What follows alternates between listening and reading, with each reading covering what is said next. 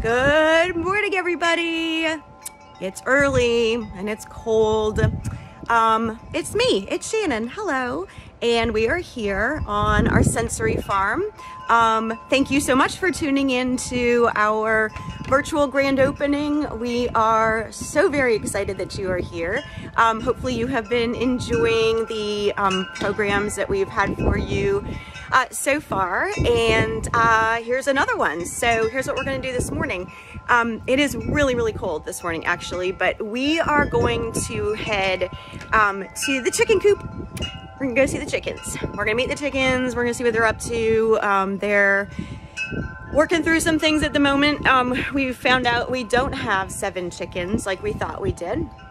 We have 5 chickens and two roosters. So we're trying to figure that out because that is, not a good ratio to have there. So for those of you that don't know the story, we just moved our family to Chesapeake, Virginia, and we just bought a 3-acre beautiful piece of paradise that we are turning into a sensory farm for children on the autism spectrum, and really for everybody. I mean, literally for everybody. It was inspired by our youngest son, Nathan, who is autistic, and we just needed to, change the world around him instead of trying to change him, because, he's amazing. And not to leave his brother out, Marcus is amazing too. So anyway, our mission is to make a difference in the lives of children with all abilities by creating this mini working farm and adventure forest that we are going to share with you guys. Can't keep this all to ourselves because it's just, it's just too good. So what we're doing, our plans definitely had to change because of COVID. Can't invite the crowds out here, especially with some of the clients that we would be working with. Lots of, special health concerns and things like that. So I really just had to completely change what we were going to do. And what we have decided to do is host this virtual grand opening. So it actually all worked out for the best, like things usually do. So because we're doing this virtually, we invited everyone to join us, which is awesome. So everyone's going to get a chance to check us out and see what's going on. And then when the time comes, y'all can come over and hang out. Sorry, those are the wind chimes. I love the sound, but I realize in the back of the video, those chimes there might be a little much for you. But anyway, so let's go. Like I said, it is a chilly morning out here on the farm, but we are going to head out to the chicken coop. Passing along the way. Hello. Hello. You want to introduce yourself? I'm Dave. Hi, Dave. Hi. And, okay, so yeah, this is Dave. This is my husband, my partner, my what? Sidekick? Co-conspirator. Ooh, I like that's probably the best description there. So will you come with me and help me with the chickens? Yeah. Okay. All right, everybody, we are back, and we are now over at the chicken coop with Dave and all our friends here. So this is their enclosed yard here, but before we go say good morning to them, let's check out what's happening in here. This is our feed room. So this is obviously where we keep their feed. Their shavings are back over there. The floor rotted through, so we are trying to make do for now until we can get the money to get those repairs done. But in here, this is their coop, coopy doop. Those right there are their roosts. So having chickens is a new thing for me. I grew up with a dog. I didn't know about chickens, and I didn't understand why these branches were here. Well, now I know. So at night, chickens and the roosters, the hens and the roosters come in here and they sleep on those roofs. They jump up and they sleep there at night. I always thought they slept in their little nesting boxes, but they don't. So the nesting boxes is where they go during the day when they go to lay their eggs, which they have not done for us yet, but that's a whole other story. So this is their lovely poop trays down here. So as they sleep, obviously they make a lot of poop, and obviously it needs to be cleaned out. So this is where they live. Oh, hello. Okay, so it's no surprise that the first hen you will meet is Prudence, H-E-N capitalized in the middle. She is our glorious $300 chicken. The story is she was one of our first 3 that we got. she got very sick. Nathan, our youngest, was very upset. And when everyone does, the best thing to do would be to, you know, off her essentially. This mom decided to call every vet in Hampton Roads to find someone that would help us. $300 later, I had to learn how to give her pills. She had 4 different kinds of medication, and now, you know, now she's here with us. We saved her life, and she is forever grateful. She sits on my feet. She is super friendly, loves to snuggle.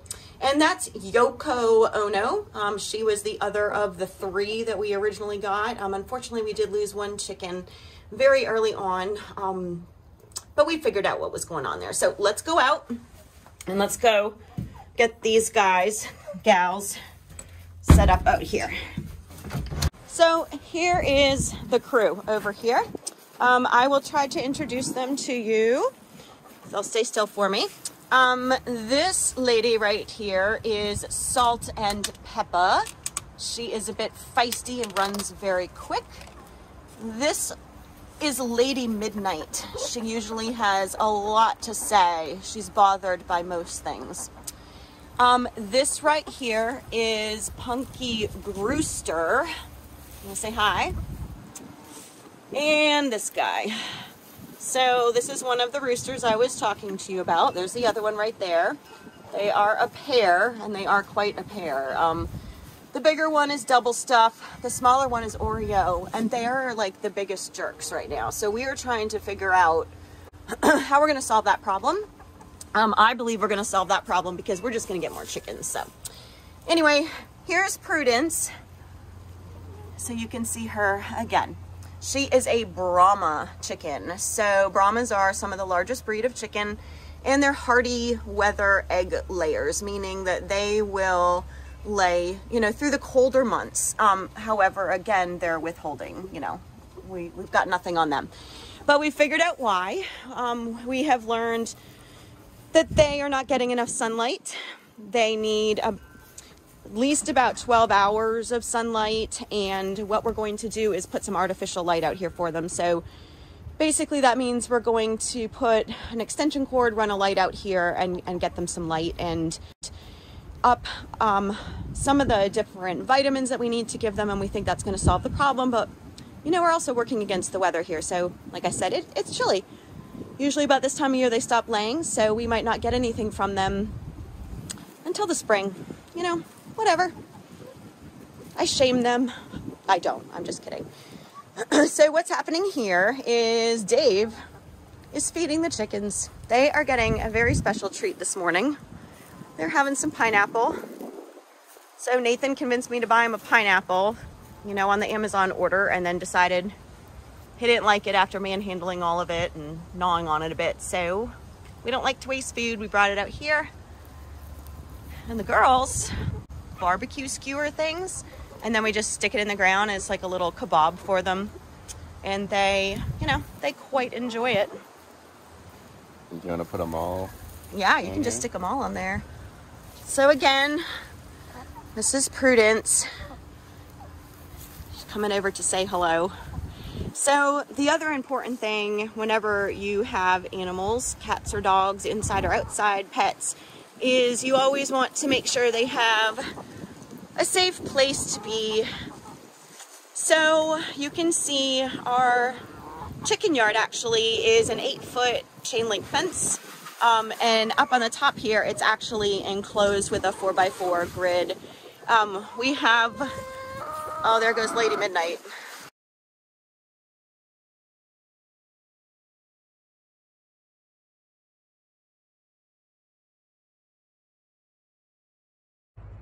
Hi, it's Shannon. I am the founder of our sensory farm. I just wanted to jump on here really quick and say thank you so very much for joining us for our very special virtual grand opening. We would not have been able to get to this point if it weren't for the support of amazing people like you. So here we are once again asking you to help us make another dream come true. We need a barn.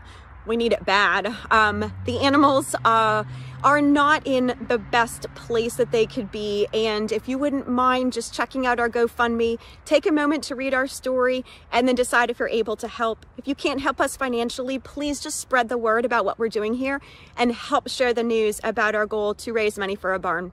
Stay tuned for even more programs. Thank you again for all of your support. Have a great day.